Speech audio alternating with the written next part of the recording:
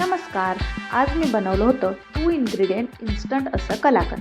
तर कसं बनवायचं आहे चला बघूया आजच्या व्हिडिओमध्ये. सगळ्यात आधी मी 200 ग्रॅम इतकं पनीर घेतलेलं आहे. पनीर हाताने चांगलं कुस्करून घ्यायचं आहे.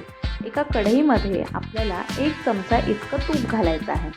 तूप गरम झाल्यावरती त्याच्यामध्ये आपण ॲड करणार आहोत पनीर. पनीर जे आहे ते तुपामध्ये चांगलं भाजून घ्यायचं आहे.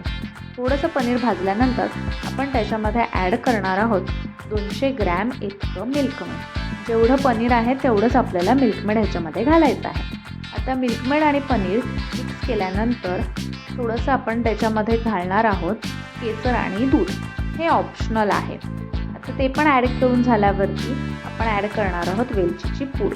तर हे सगळं आपल्याला छान असं मिक्स करून घ्यायचं आहे. मिल्कमेड आटल्यानंतर जेव्हा त्याचा रंग असा होईल तेव्हा आपल्याला गॅस जो आहे तो बंद करायचा आहे.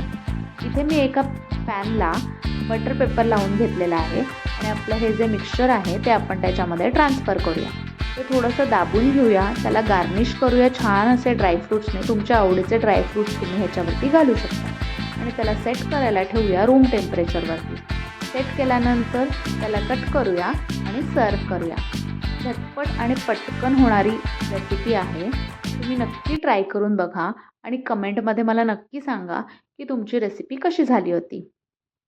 व्हिडिओ आवडले असल्यास लाईक करा, शेअर करा, सबस्क्राईब करा. भेटूया न्यू व्हिडिओमध्ये. बाय.